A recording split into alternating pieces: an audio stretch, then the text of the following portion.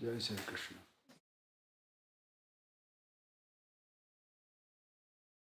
We saw that there is no bondage in Parmeshwar. And how it is that everything being in Parmeshwar, the Parmeshwar is in none of it. We saw that last time. He always remains in his own Anand. So his sovereign secret science can only be obtained through a practicing jnani. Now before we go into this, I want to say a couple of things. Number one, in the very beginning we had described some words. Ishwar, Brahma, Parameshwar, all these words. They are all have different meanings. And they will all come in here in this next few shlokas. But most of all, what I want to ask everyone to think what everyone is. What are we? If we don't know what are we, how can we say that we are so and so, we're gonna do this and we're gonna do that, or we're gonna attain moksha? So we have to know who are we, what are we. Looking at somebody, you say, everyone has a body. Anyone who comes in this sansar has got to have a body. Different shapes, sizes, whatever. They all have body. Within that body, there are a lot of forces of nature which are constantly acting. We wake up in the morning, we feel certain things, we eat, we feel hungry, we eat, we do all sort of things. Is it we who is doing it? We have to know who are we. These forces of nature which are acting within the body, we can call that as our life. When those forces cease to act, there is no life. So what is life? We call it Jivan. Right? So life is, to me, life would be all the forces of nature which are working within our body all the time, ceaselessly. They don't stop. We breathe all the time. We look, we open our eyes, we can see. So who is this which is seeing and feeling and living the life?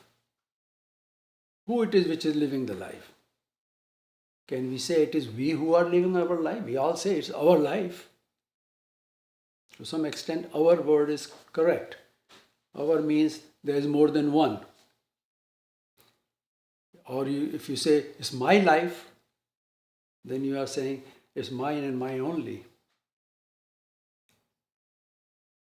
Now, we saw that there is no bondage in Ishwar work.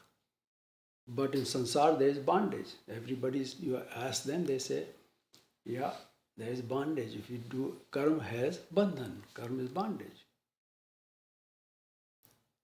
But in chapter 2, Bhagavan Krishna said about Atma, Nainam chintanti shastrani nainam dahati pavaka.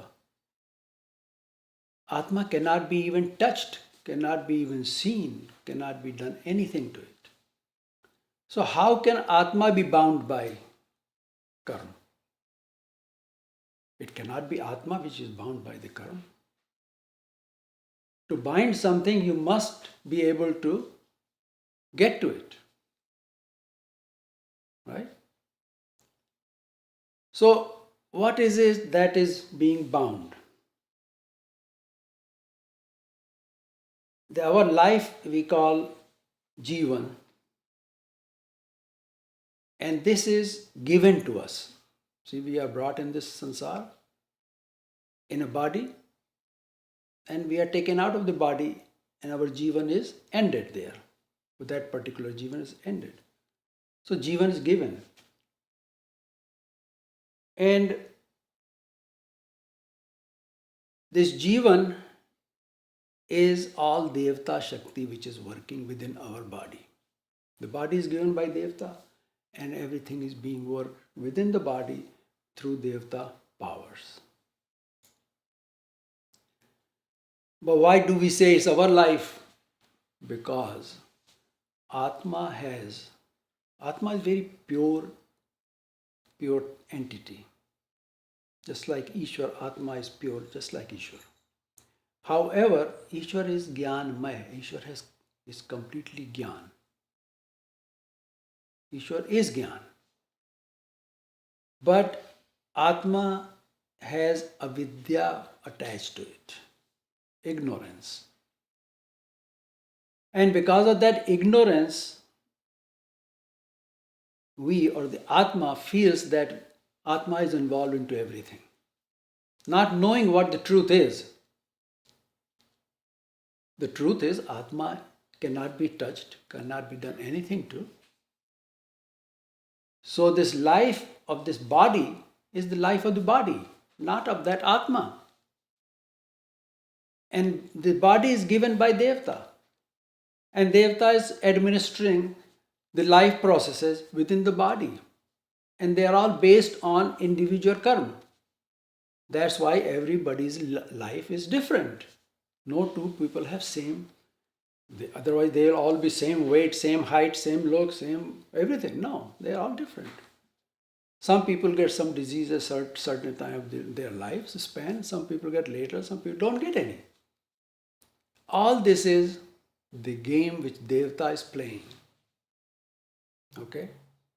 And Atma not knowing, not having the Gyan, thinks it is Atma's life and start to feel that way. Now go a step further. What it is that feels in this body? It's not the Atma. It's the senses. Senses are what get the feeling in their body. So, what kind of feeling do we get in our life?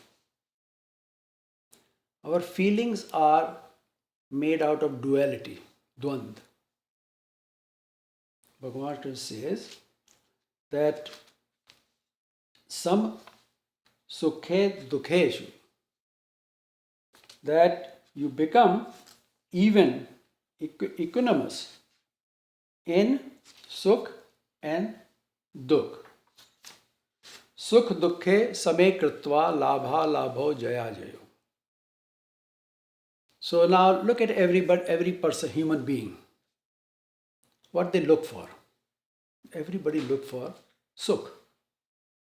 Right? Nobody wants dukh. They give dukh to other people to get the sukh for themselves.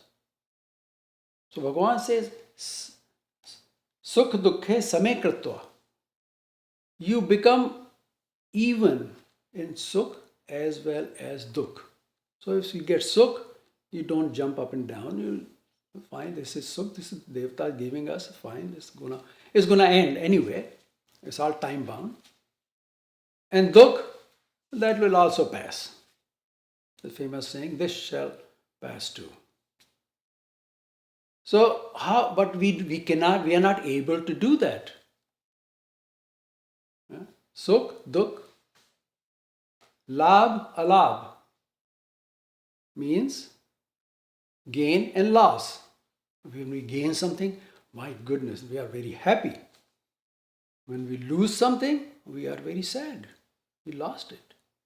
Because we think we are the one who gained, who made it happen. The gain happened because of us, our activity. Okay? So we think that we lost it. That's too bad. You ask anybody, they say, yes, I did it and I made the money. Okay? Not knowing what's going on. So that's the reason for dukh. When there is loss, there is dukh because of ignorance. Labha labho jaya jayo. Everybody wants to be a winner. Okay? I want to win. Everybody wants to win. Nobody likes to lose. But the winner is the one who gracefully loses. That's what also said. But nobody likes to lose. They call him loser. He's no good. But once you know what is going on, what the life is about, what this life actually is, and who is administering this life in this body given to us, then and only then you can understand what Bhagavan is saying in chapter 2. Sukha dukhe samay kritva labha labho jaya jaya. Cannot be otherwise. And that knowledge is what is called Gyan. That's what Bhagavan Krishna gave Gyan in second chapter. So our life, our Jivan, if you say our, that means Atma is tagging along with this life. And this body has its life. This prapanch has its life. Prapanch always will slowly and slowly deteriorate. So the body will also slowly, and it does slowly deteriorates. It has no value really. The only value for the human life is to do certain action so you don't have to come back again and again in this sansar. Because once you come in the body, you're going to die. Come back again, die again. Come back again, die again. So there is no end to it. It just keeps going on and on and on. Somewhere along the line, we have to realize that this is not for Atma. It's not good for Atma. Longer Atma stays away from Paramatma, more miserable Atma becomes. Because Atma naturally likes to be with Paramatma because both are alike. The saying is, bird of feather flock together. Everybody likes to be with their own kind. So Atma likes to be with its own kind, which is Paramatma. But because of ignorance, that Atma is bound into this mess, the chakra, the Devata chakra of karma, and we'll see how it is bound. Bhagavan Krishna tells in this chapter, we'll see how it happens. So, this Gyan which Bhagavan Krishna said in Gita is Karma Yoga. He says you have no choice. You have to do the karma. But with Gyan you can figure out how to do the karma so you can get out of his bondage. So that is what Karma Yoga is. And this chapter goes deeper into this Gyan. So we'll go little further in this and say, we'll go to the sovereign secret science, Raj Guhyam, Raj Vidya, Raj Guhya Yoga. It's a secret. Why is it secret? Because it is Gyan. And Gyan cannot be attained by just anybody. And everybody is entitled to it, but cannot be attained by anybody. It has got to come straight from Bhagavan, from Ishwar, through somebody else. So, and Bhagavan Krishna said in chapter 4. So, the science can only be obtained through a practicing Jnani. Gyan has to be active. Then and only then, like if you go to a professor who has not taught for many, many years, and you ask him a question, he will not be able to give you the right answer right away. But if that professor is teaching alive, all the time teaching, then it will come right away because he knows and he is practicing his profession. Same way the Gyan it will not come by reading the books. You can read thousands and millions of books. You will not get the Gyan. It has to be told. That's why Arjun, what did he do?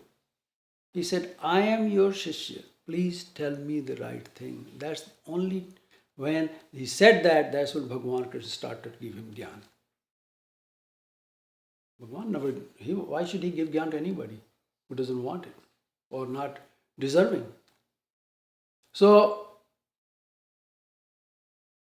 So when this practicing jnani is pleased with the seeker of the jnana, and this is what Bhagavan has said in chapter 4, that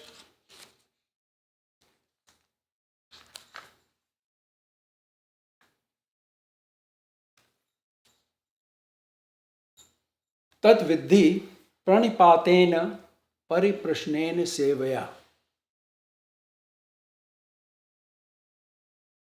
updeshyanti te jnanam jnani na tast tattvadarshini. He says that to understand this jnana, the true nature of jnana, must approach. You can only do it by approaching a jnani. Who is this? Tattvadarshi. Tattvadarshi is jnani, who knows every tattva, what tattva is. If you prostrate at their feet very humbly and serve them, that's how you show that you do want the jnana. That's what Arjuna did. And question them with an open mind. You must not have any preconceived ideas about whatever you're going to ask. Because once you have preconceived idea, it becomes ego comes into the way. So you must have totally open mind that yes, I don't know and I am asking you. Those wise seekers of truth will instruct you of that jnana. That's what Bhagavan said, chapter 4. He also said, Shraddhavan labhate jnanam. You must have reverence in that jnana and the jnani whose you are asking something, and Paramatma whose jnana it is. Unless you have the reverence, you will not get it. So, Bhagavan says, understand the true nature of jnana by approaching the jnani. And if he is pleased with you, and jnani can know whether you are sincere or not. If he is pleased with you, he will instruct you in that jnana. And this jnana has been labeled as Upanishad. Right? Upanishad means to be near and humbly ask the jnani the question. Up means sit by, low, not same level, but you got to sit lower, and very humbly ask the question. You must have the humility. And after you ask the question, whatever jnani tells, that is called Upanishad. Ni means humbly. Okay. Jnani has the key to unlock the secret of the jnana. That's what jnani is. Unlike other secret dharma, there are a lot of secretive dharma in this world. This dharma is not tainted. It doesn't do any bad thing to anybody. There are a lot of dharma where people can hurt other people practicing dharma. Right? But this is not tainted in any way. It is pure and pious. It is pavitra. And it delivers jeev to moksha. So, while ago we asked the question, who are we? So we are Atma. Bhagavan is Atma. Cannot be touched, cannot be done anything to it. So the word comes, then we saw there is Jivan, life, which is in the body. When Atma comes in the body, has got a Jivan. Whatever kind of body, whether subtle body or sthul body. And this Jivan in this Jivan, the Atma gets tangled up in doing karma. And once you do the karma, then you keep on going on and on and on. So this Gyan, what it does, it goes directly to that Atma. Then there is a word called Jivatma, Atma that has become Jeev. Right? That's Jivatma. Now Jivatma can act, Atma cannot do anything, is not capable of doing anything. When it becomes Jivatma with Jivan, now you got alive, now you can do something. So that the purpose of this whole creation is to get Atma a Jivan, where in that Jivan, Atma can act according to Gyan.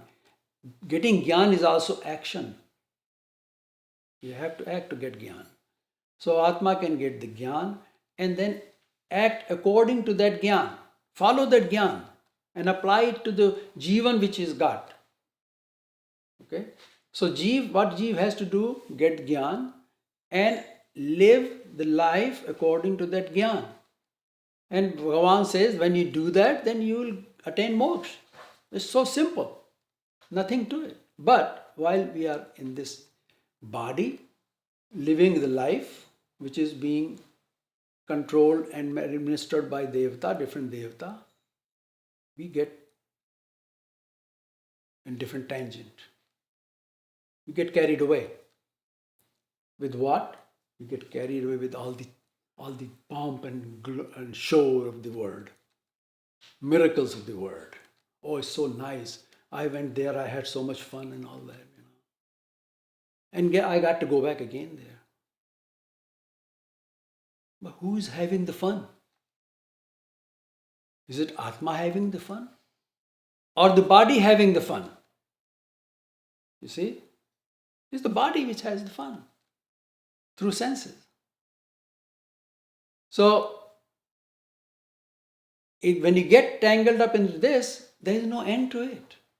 It's like going and playing in a casino. You win a little bit. I'm going to win. I'm going to do more and more and more. By the time you're done, you lost all your money. That is what samsara is.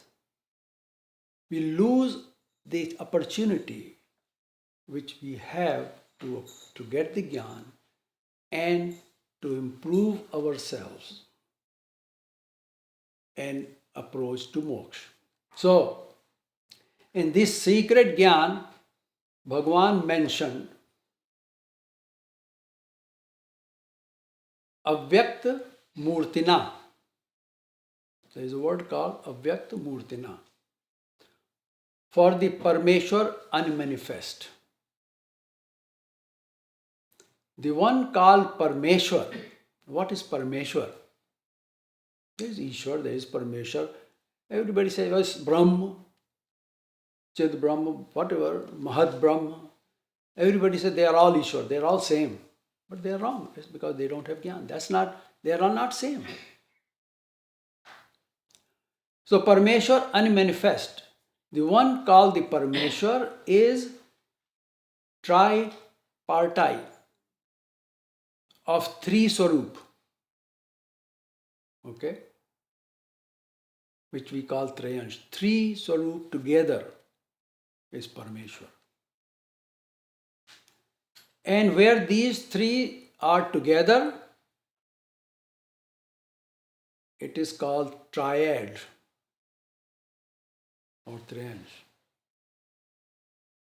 Wherever these three Swarups are together, it's called triad. American armed forces also have triad too, don't they? Air Force, Navy and all this stuff. Army, they make triad. So, the first Swarup in this triad is called Ish. Okay? The word Ish means master. Okay? So the master, it is Maya who is the master. of the whole world. So that is Ish, one part of the triad.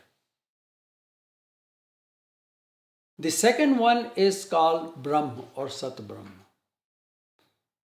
And that Brahm is Nirgun Nirakar. It's completely void. There's nothing there. But it is there.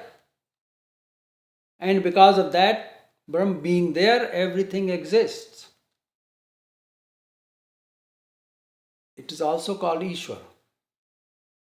And the third root is the Anand, the Sagun Brahm, the Brahm which has all the Gun and Dharma within. This root is also called Ishwar. So we have Ishwar, Ish. When these three get together, it's the most powerful thing that there is. And that is called Maheshwar, Maha-Ishwar. So we'll call that as Maheshwar.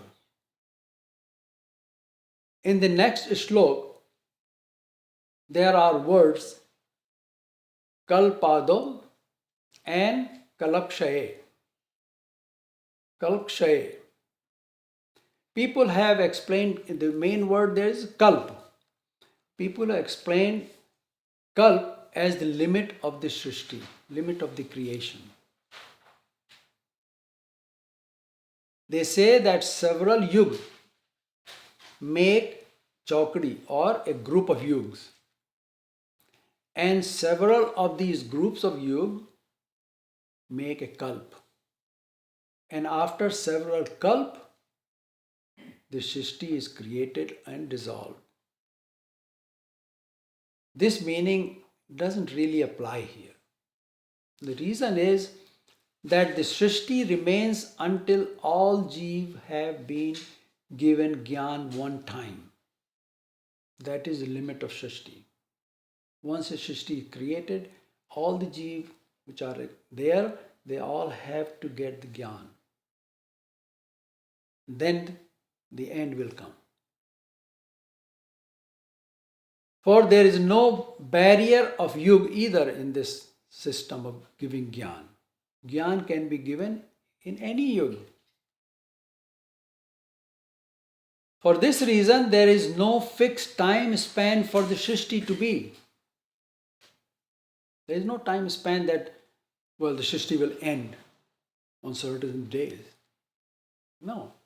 It will go on and on and on and on, perpetuity, till every Jeev has gotten Gyan and gotten moksha. There is another word called Sankalp. This means to declare a decision. If we consider Kalp as Kalpana instead of other Kalp, we call it as a Kalpana or the thought of Ishwar, and say that it is a plan of Ishwar to bring about the creation for the sole purpose of giving chance to each Jeev to earn moksha. Then the word Kalp applies correctly. Okay? So, Kalp Ado, in the beginning of the Kalp, Kalapshay, when the Kalp is ended. So, Srishti in the beginning of the Srishti and at the end of the Srishti, both happen according to the Kalpana or the desire or the resolve of Ishwar. Nobody else. It is his resolve that now is the time to end the Srishti. Now is the time to start again.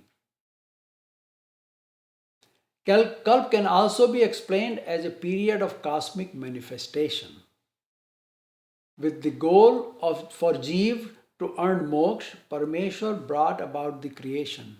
That was the main goal. When all Jeev have been given Gyan once, few follow it, but many will be unable to keep it, much less follow. They can't even keep the Gyan. Heard today is gone tomorrow. So how can they practice? They cannot follow. So very few of them will get the Gyan, and on very fewer of them will follow it and put in practice and get moksha. Very few get moksha. So this Srishti will keep going on and on and on and on. In order that they have another chance at it, once every jeev has gotten Gyan one time, now it's time to end the Srishti. Whole creation comes to an end. So what happened to those who did not get moksha? Okay? But Ishwar is merciful. He will give chance again to those who have not been successful. So in order that they have another chance at getting Gyan, the Srishti is dissolved and a new one is created. So when the new Srishti is created, then there is another chance to get Gyan. Because the rules are to give Gyan to all Jeev once in the Srishti. Then the Srishti is dissolved and a new one is created to give Gyan again. This is one sankalp of Ishwar. Remember we said sankalp, kalpana, or word kalp. So this is one sankalp of Ishwar. The other one is to take out those who have gone to the eternal hell. And in the new Srishti, give them another chance for moksha. A lot of those people, those Jeev who did not get the Gyan or could not keep the Gyan and could not follow it, could not get to the moksha, but they went in the wrong way and they went into hell, and from one hell to next hell and keep going down and down. Eventually they went into eternal hell where they cannot come out. That will stay till the Srishti is in force, cannot come out till then. So this is the second resolve of Parmeshwar, Ishwar, that yes, we'll end the Srishti. So when the Srishti ends, their eternal hell is cut off, ended. That's the only way it's going to end. So they also get a chance to get Gyan. It's called, in our penal code, they say rehabilitation, right? But most people you talk to, they say you either go to heaven or hell. There's no other way.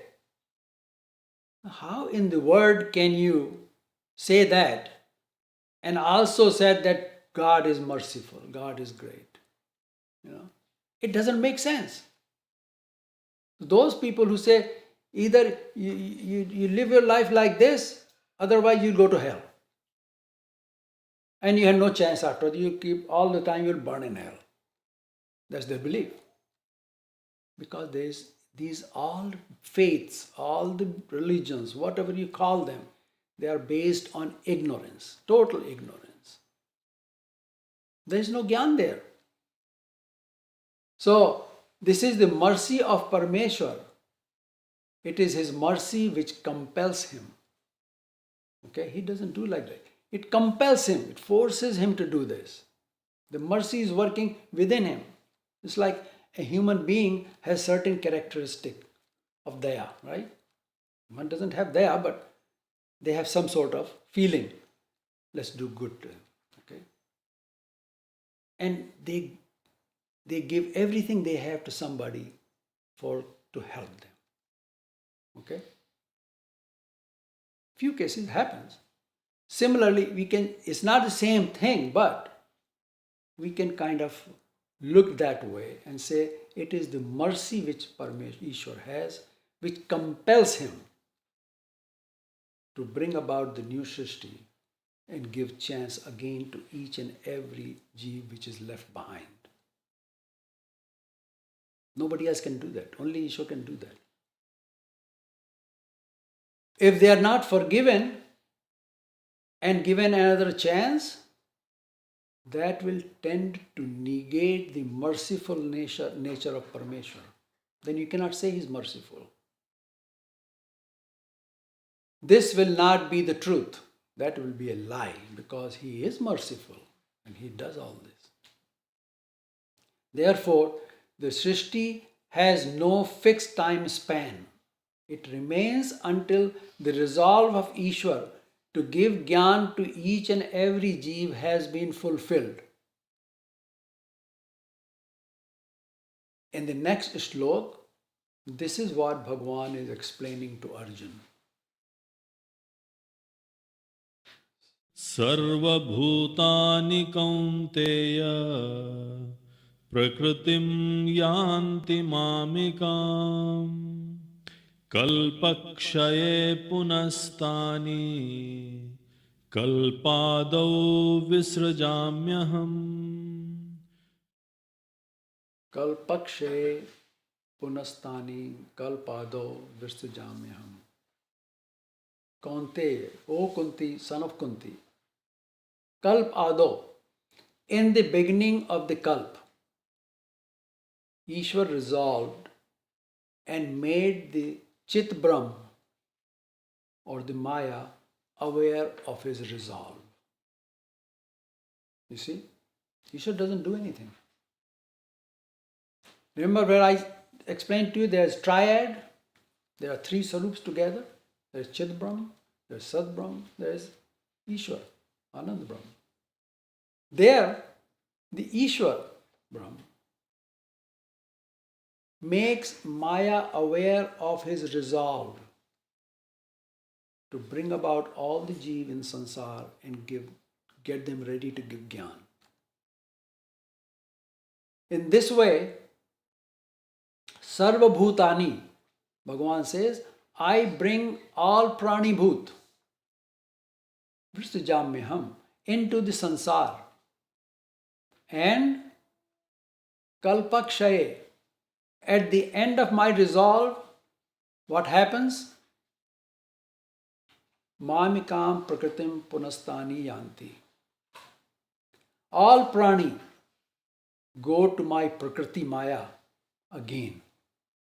They came from there into Sansar, and when the resolve of giving Gyan, that period is ended, then gets next resolve to dissolve the Srishti, and each and every Prani Bhut goes into Maya again, goes back.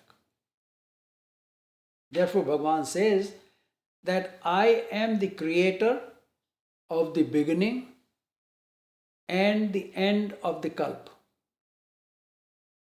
Here the point is that purpose of the creation is to impart Gyan to every Jeev so that they can achieve the moksha.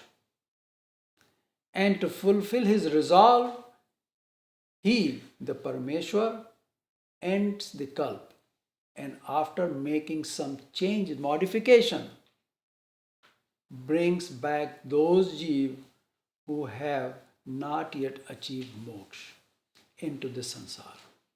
So there's always changes occurring from one Srishti to other Srishti. Within the Srishti, always changes going on. It's never the same. Now we take the next shlok.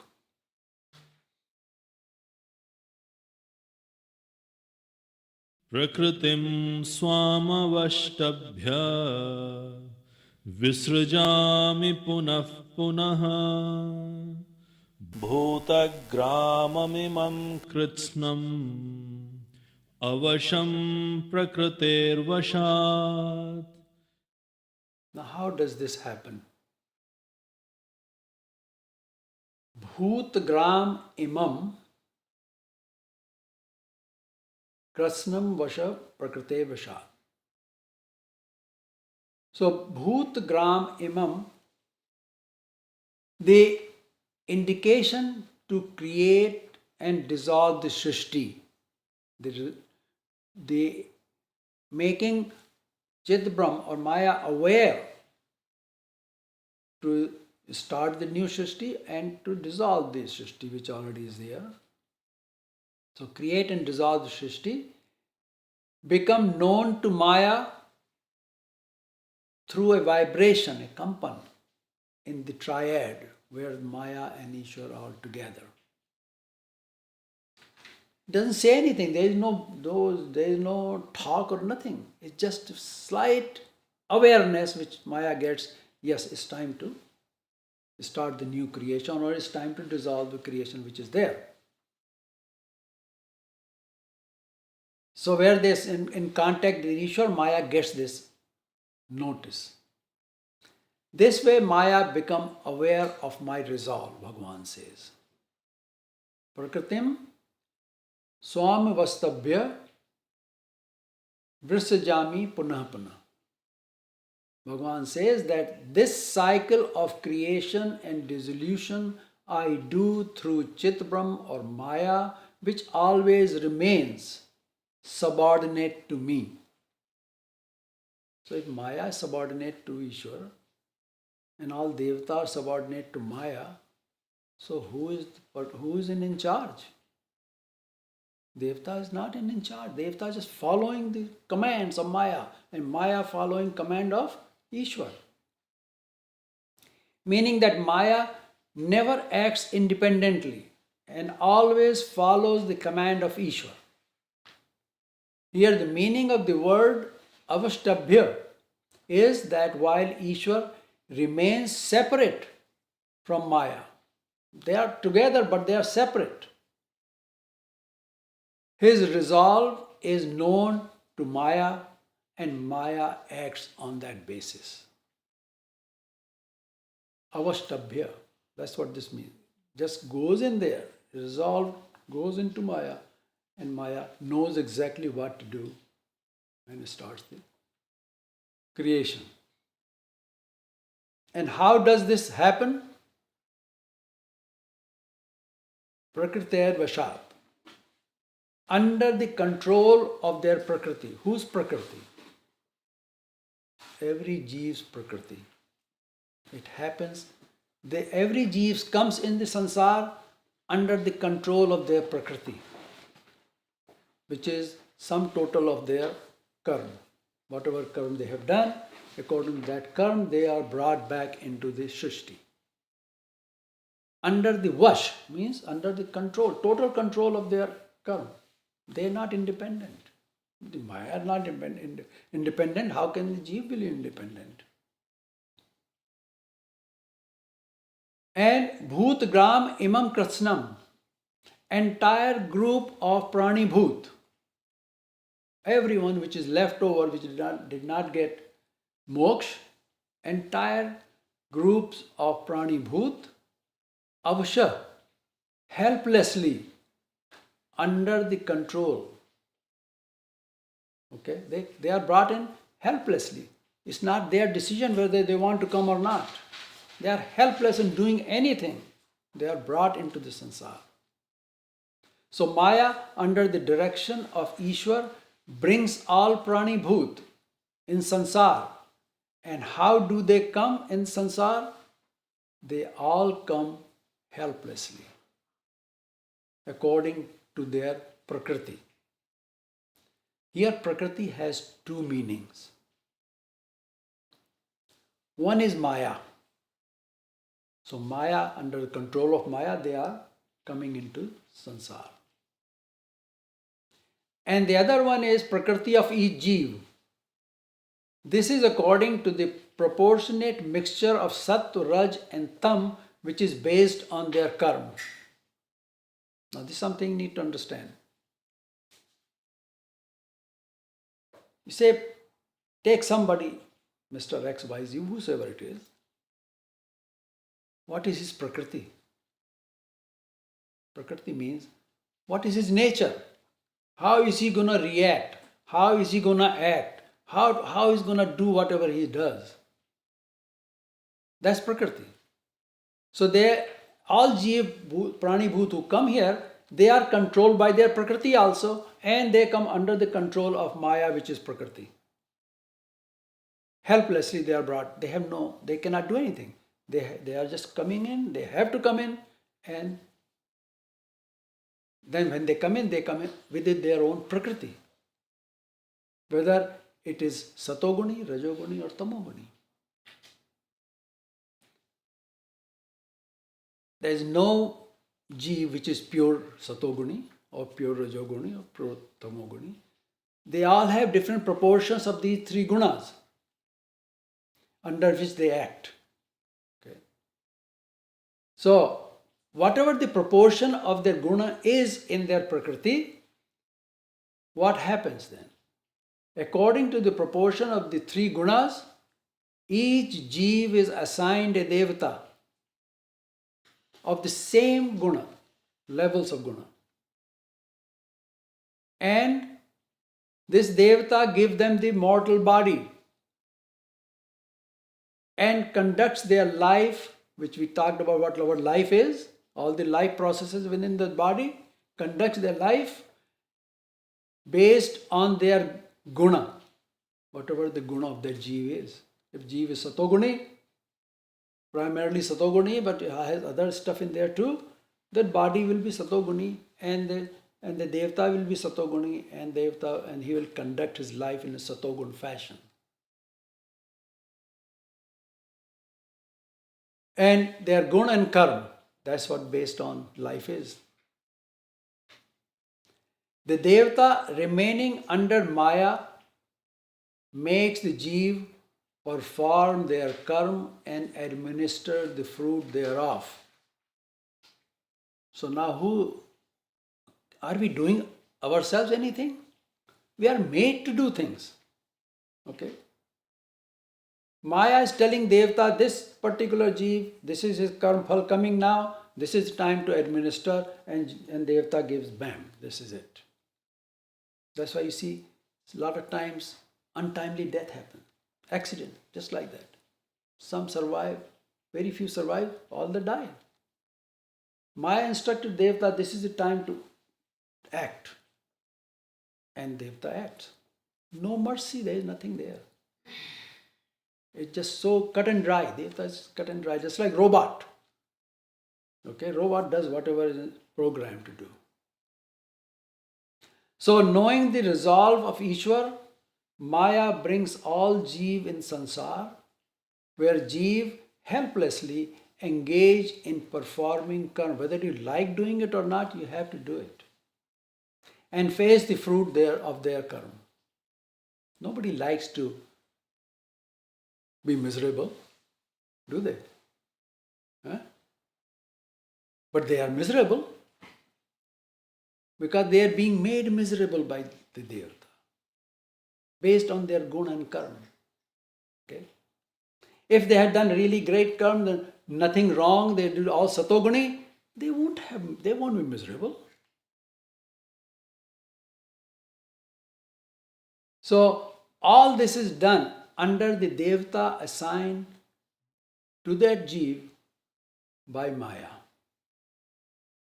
So every one of us has got a devata who looks after us. Gave the body. Okay. Even gave the idea to the parents to have the conception. Got them together. This is time for this jeev to come in this body, and that jeev will come. And that body grows. And the devata brings the jeev put into that body, in the womb. And as the body grows, jeev is in there, going into every part of that body. Okay? This is all done by unseen forces under the instructions of Maya. These devatas are directed by Maya. After each jeev has been given jnana, one time Maya becomes aware of the resolve of Ishwar to dissolve the Srishti, and all jeevs are taken back to Maya. They are all removed from here, taken back to Maya. Bhagavan says, I bring jeev in sansar again and again through my prakriti, where they helplessly perform karma based on their guna, and this is done through the devata assigned to them. So, in itself, jeev has nothing and always remain dependent on three gunas of the prakriti. But our karma is such, we think, yes, our ego says, I am the one who is doing it. Well, if you are the one who is doing it, then you're going to pay the price. Okay? You are responsible for the action. And if his action is, you have no gyan, how to act properly. So what happens? You're running down the street somewhere and you don't know what's ahead. There may be some fight going on or something and you get killed in there. You took the action to go that street. Now you pay the price for it. You face the music. But if you have gyan, then you will think before you do anything. You go into Parameshwar's Sharan. And then at that time Parameshwar, just like Bhagavan Krishna did to Arjun, will show the way. This is the way to go. This is how you do it. Even help you do it, those things. That way you cannot fall into bad situation and hurt yourself. That's what Bhagavan is saying here. So, otherwise you are helpless. You don't know what to do. You need help. This word saying help is a very important word. But you have to get the right help. You can go on a street and ask help for somebody who's Danav or Daitya, whatever you call him. He is a burglar or killer, serial killer. He'll rob you and kill you. Right? You need to find how to get the right help. Unless you have the right help, you cannot succeed. The secret here is that in this sansar, we do karma and helplessly keep coming back to do more of the same. That is the secret. If people don't want to know, they don't know. It is important for us to know this secret. So before we go to next slok, we talked about these three gunas of the Prakriti. And each one of us has certain preponderance, more of certain gunas and less of other gunas. And it will come later on, in just a few minutes. The person who has Rajogun, preponderance of Rajogun in their Prakriti, they are called Rakshas. And those who have preponderance of Tamogun, they are called Asur. So the Rakshas, Asur. And the Rajogun and Tamogun is what binds the Jeev. The activity which go on. Why? What is Rajogun? Rajogun, a person always wants everything for himself. Okay? I want this. How come the other person, I have to have same thing? Or I have to have his thing. And how they get it? In a very subtle way. They will, just like if somebody wants to make some change, big change in this country, for example, they will try to pass a law. Because this country runs on rule of law. So now you get your people in Supreme Court, where you want to get it. And then you can change the law. Very subtly. Once the law is changed, nobody can do anything now because it will be enforced by Department of Justice, right? So that's the Rajogun.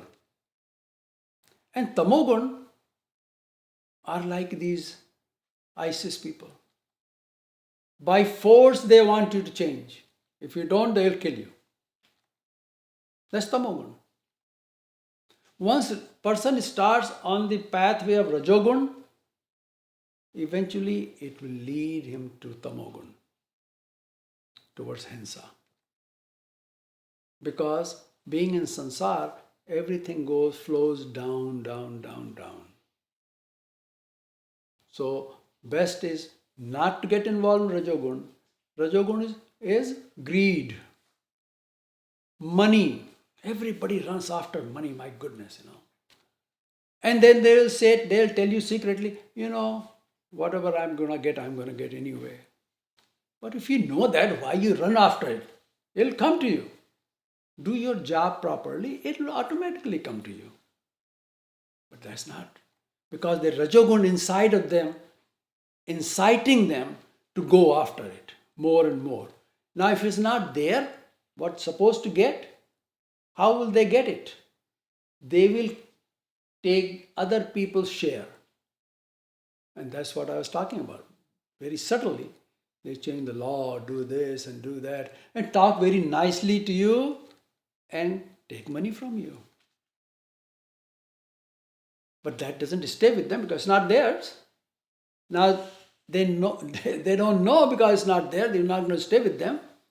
They have to pay somewhere, some price for that action somewhere by being sick or doing something. Devta will not leave them alone because you shortchange somebody else, and their Devta is going to make sure that you pay the price.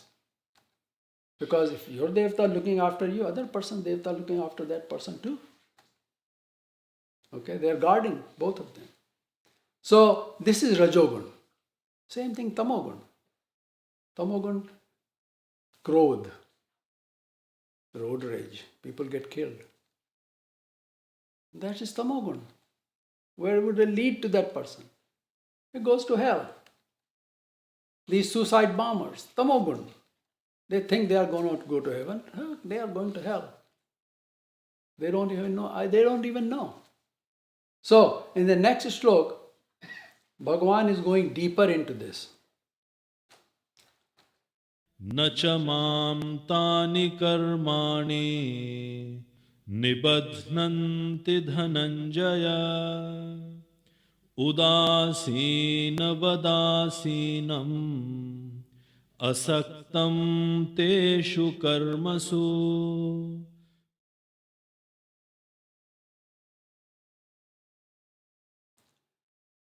Teshu karmasu.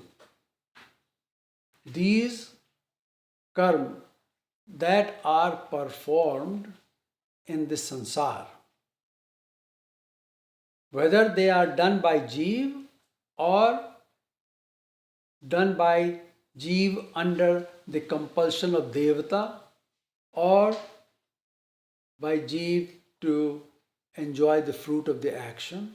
Anyway, whatever Jeev does, these karma, they are administered by Devata. All of them are administered by Devata. In all these activities, in other words, in all activities of the sansar, udasin vatam. Bhagavan says, I am udasin. I am neutral and seated. Udasin vadasinam. Udasin vad. I am seated. I stay there in a udasin form. I am neutral and seated on the sidelines. I remain on the sideline. I am not in the mainstream of sansar. I am on the sideline watching what's going on. And I am neutral. I don't take sides as to what's happening this Jeev or what's happening that Jeev, what he's doing. I don't take any side, Bhagavan says. I am udasin.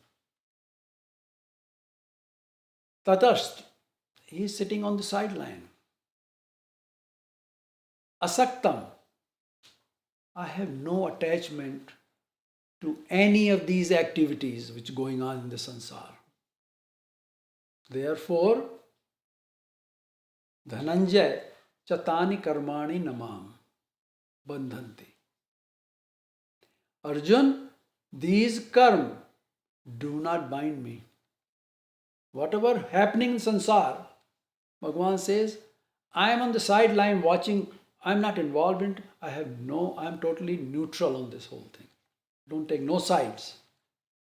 What anybody is doing, I just watch, that's it. And that's why Bhagavan says to Arjun, these karmas do not bind me. I am under no bondage of sansar. He can come anytime he wants to come here. Nobody can do anything.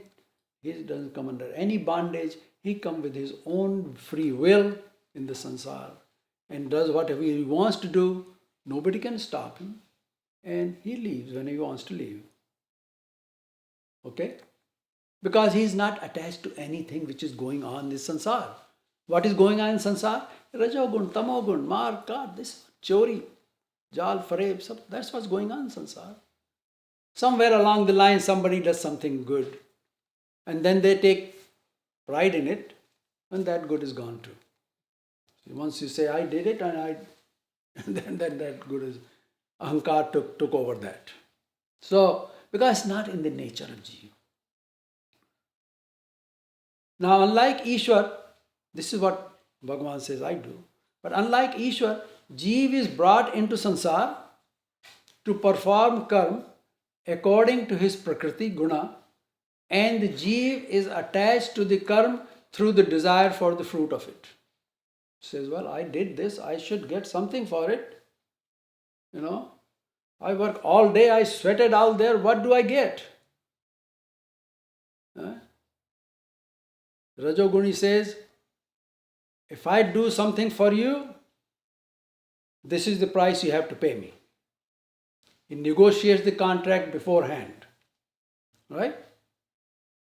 Tamoguni says, unless you pay me ahead of time, I'm not going to work for you. That's Tamoguni. So everybody wants something for whatever they are going to do, they want to do.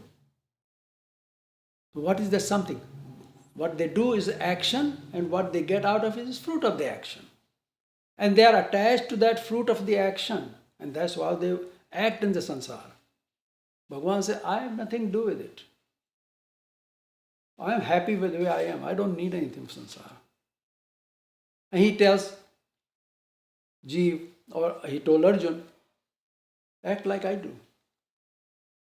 Asankar, don't be attached to anything going on sansar. Let it happen. Whatever is happening is going to happen. You cannot change it. He showed him, chapter 10, he'll show that what happened with Vishwarup.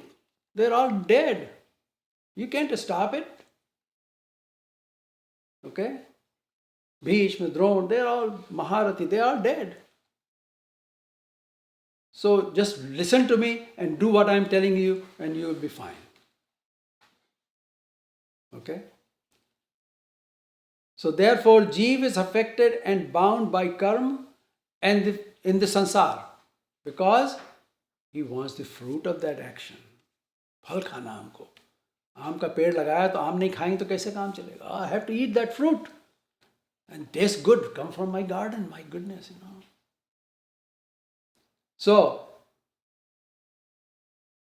however, Ishwar, having no attachment to the activities of the sansar, appears in sansar at will to do whatever he needs to do.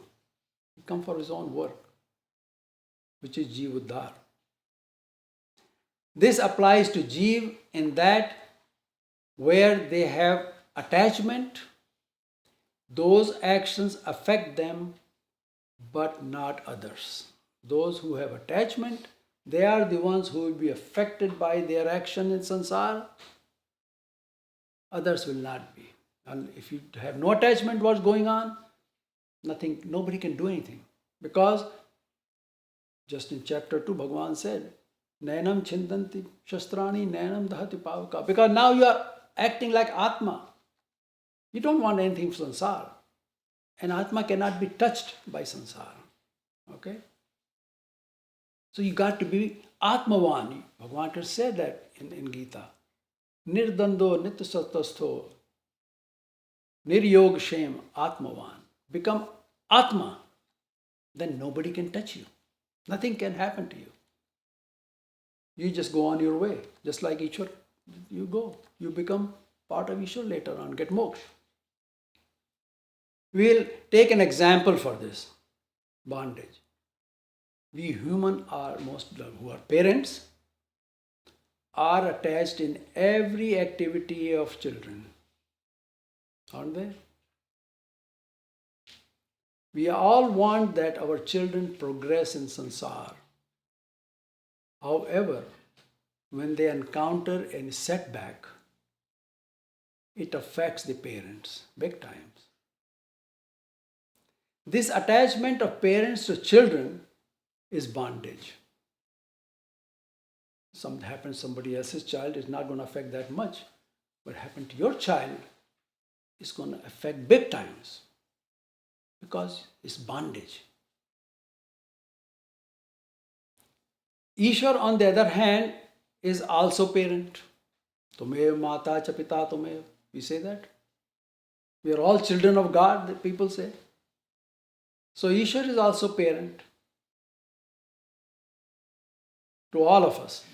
However, having no attachment with our actions and remaining on the sidelines, our karma do not affect Ishwar. Okay? He's not attached. Because he knows you will make mistake. You will stand up again. We give you another chance. You will come back again. Why? He's not attached to it. He's on sideline watching you. That's all. All transcendentness, meaning sarva shakshitva. Ishwar is sarv atma, sarvatit. He is all transcendent. He is sarvatis. He is away from everything. And sarva sakshitva. He is sitting on the sideline watching. He is sakshi to everything. Sarva sakshi means sakshi to everything. Meaning remaining witness to everything, being dharma of Ishwar. This is his dharma. That's what Ishwar is. He is not affected by anything going on in the sansar. He is sarv sakshi and he is tatast, sarvatit. Being sarvatit, he is away from everything, he is watching everything. He is not in the middle of the whole thing. He is not causing anything. He is not taking any credit for it. So in the next slok, Bhagavan goes further into this. Mayadhyakshena prakritihi suyate sacharacharam hetu nanena kaunteya jagad viparivartate. Prakriti suyate sacharacharam. My para prakriti, Maya, brings about the Jad and Chetan, both, sansar into existence. Sansar has both Jad as well as Chetan. Here Bhagavan is saying that in following my resolve in this bhav, I am the doer because I have resolved to do this. So that makes me doer. Therefore, in this bhav, I am, and because Maya does everything which I resolve, so in that bhav, I am not doer, non-doer, akarta. So he is both. He is karta as well as akarta. He is karta because of his resolve, but he is akarta because it's not he who is doing it. Physically, who is doing it? Maya doing it. I remain far away, and due to my lordship, Prabhuta, Maya brings about the creation of this Jad and Chetan Sansar. He is the Lord of everything. And because of his lordship, Maya does everything what he resolves to do. He brings Jad and Chetan into Sansar. Jad, all these pahad, all these mountains and rivers, it's all Jad. And Chetan, all the prani coming in there. This is why I, being the doer, karta, am also non-doer, akarta, Bhagavan says. It's only in Ishwar. Nobody else has this dharma. Now why does this happen? Bhagavan says, Hetu nanena kaunteya jagatvi parivartate. O son of Kunti, the reason, hetu, that the reason for this change in Jagat, meaning the repeated creation and dissolution. This is a change in Jagat, big change. Creation happens and then it changes into dissolution. So in this, the hetu of this change is to cause change in the state of samsara in order to accommodate the changing state of karma. I hope you understand this. Why does this happen? Because the karma in samsara is also changing. And to accommodate the change in the karma of samsara or jeev, the new shrishti is created. And that will cater to the karma of the jeev which are going to be brought back into samsara. If it is not done, jeev will be unable to make progress. Okay? Suppose somebody in this shrishti got far enough but not close to moksha. So next shrishti, the changes will be made, so he starts from there on. Not that he falls back down to ground zero and start again. No. So samsara has to be created in such a way that those who have reached where they have gotten the last shrishti, they start from there and go on further. So whatever you've done is not lost. So that is the parivartan. And that is the hetu of this creation and dissolution of samsara. So if it's dissolved and start from very beginning, everything is lost what you've done. No, it's not. In each shrishti, jeev is given jnana once and most fail to practice according to the jnana. Therefore, they will remain stuck. If there is no changes made in the shrishti, parivartan, no changes made in there, then they will remain stuck from where they are. In the same state, and some of those will go to a state of hell, narak. So now if there is no change in the state of samsara, those in various hells will remain stuck there. Okay? That's why change is made. Those who are in eternal hell will remain there. They have no chance to get out of there. So this is why the change is made. A new shrishti is created so they can get a fresh start. Therefore, it is imperative that change or parivartan in the state of samsara take place. So the purpose to bring about change is twofold.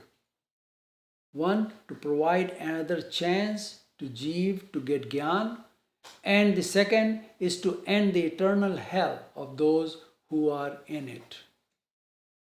Bhagavan says that to bring about these changes in the state of jeev, my prakriti maya continues to create shrishti again and again.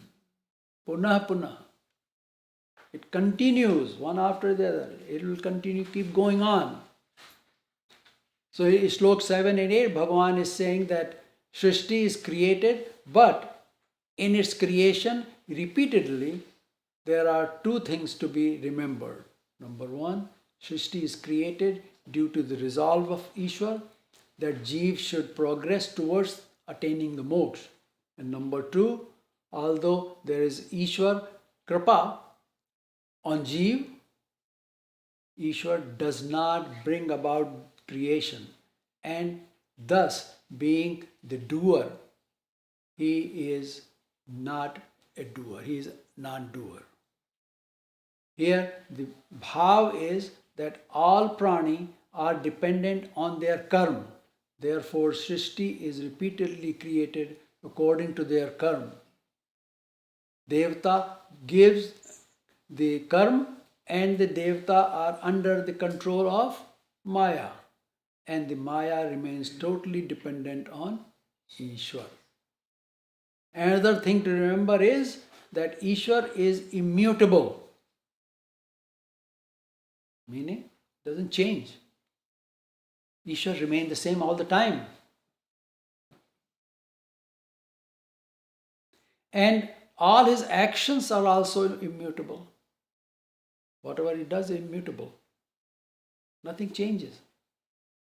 Therefore, Ishwar cannot bring about change based on the karma of Jeev in the sansar. Ishwar cannot change. It's not his cup of tea. He is immutable. And his actions are all immutable. What he's done, that's done forever and ever and ever. So change cannot happen there. Some people say, why don't Ishwar just do everything? No, that's not what Ishwar is. We have made a mistake, we have to correct our mistakes. Therefore, Ishwar cannot bring about change based on the karma of Jeev. It can only be done by Maya. This is why Jeev has to perform karma. Ishwar cannot do for Jeev. Ishwar cannot do for me or anybody else. I have to do. Everyone has to do their karma and face the fruit of that karma. In the beginning, Bhagavan said that this Gyan is secret. Now we see that the secret is contradictory nature of the Viruddha Dharma of Ishwar. He can be Karta as well as a Karta. He can be doer as well as a non-doer. He is there, he is not even there. Being in sansar, he is away, aloof from it. That's the Viruddha. No other entity has that. Now, in the next slok, Bhagavan says that for this reason, most people are unable to know and understand me. Okay? So, we'll take next slok. Avajananti mam mudha manushim tanumashritam param bhavamajananto mama bhutamaheshwaram. Mam param bhav ajananto. Unaware of my higher state, param bhav, higher state, supreme nature. Mudha, fools of the sansar. Who are these fools in the sansar? We have seen there are four ways the people are mood. One is sarva dharma vimood atma. Second is prakritir guna sammoda. Prakriti ke gun, their prakriti gun has made them mood. Third is indriyarth vimood atma. Those run after the indriyarth, sensual pleasures. They are also mood. And fourth is ahankar vimood atma. They say, I do everything. They have ahankar, ego. So these four type of mood in sansar. Avajananti mam. Not being aware of me. Doesn't know, they have no gyan. As they consider me as ordinary human being. What did Duryodhan said? Ye Mayavi, Gwala, right? He didn't know. Most people, if Ishwar come in front of somebody, they have no idea. They'll say just any human being. That's why Ishwar has to reveal himself. Unless and until Ishwar reveals himself to the person has no way of knowing because he is a Gyan. Ishwar is Gyan. A Gyani cannot know what Gyan is. So, Mama Bhuta Maheshwaram, they don't know me, the Supreme Lord of Beings. They don't know. Manushi Tanumashritam. He says, who is dwelling in human body. This Supreme Lord, who is dwelling in this human body, ordinary people think that he is just somebody else, just like anybody else. That's why Duryodhan wanted to He said, इस ग्वाले को बंदी बना दो. Okay. People don't know. Unless you have gyan, there's no way to know who is Paramatma, who is what. Paramatma can be anywhere. Come in any way, any form. Only person knows who he tells I am. He told, Bhagavan Krishna told Arjun, I am Ishwar. I am Paramatma. Listen to me. They didn't tell anybody else. So, Bhagavan is saying that they, the Mudha, take me who have appeared in human form through my Yog Maya. He came in Sansar through his Maya. He appears through his Maya. They take me as an ordinary mortal being. Okay? This is the simple meaning of this shloka. Now we try to explain what is meant by Maheshwar. The Jeev is brought into Sansar. With each Jeev comes Devta, and under the control of Maya, which we call Ish. This Devta gives body, protects, and it administers karma phal to that Jeev. Above this Ish, the Maya is Sagun Brahma, Nirgun Brahma and Sagun Brahma, which we talked earlier. So being unaware of this, these people of the world consider me a mortal human being. If you don't know something, how can you say what this is? All right? No way. So, such humans, we take next slok. मोघाशा मोघकर्माणो मोघज्ञाना विचेतसः राक्षसीमासुरीं चैव प्रकृतिं मोहिनीं श्रिताः. Such mood, such humans of Rakshasi means Rajoguni and Asuri meaning Tamoguni, Prakriti, remain dependent on my sorcery, the Maya. Okay? What is Maya? Maya is sorcery, Jadugar. Because Jadu, Maya can make anything out of anything. And they are deluded by that because they are mood. So they depend on sorcery, my sorcery. And all their desires are vain, mogasha. Their desires are vain because they do not see beyond the body. Their whole life revolves around their body. Everything in their body is everything to them. So, their asha, their desire is for their body, which is mog, this is useless because body is going to die. Mogasha. Moga karman. Their actions are also vain, useless, worthless. They don't do anything to their atma. All their actions are based on for their body.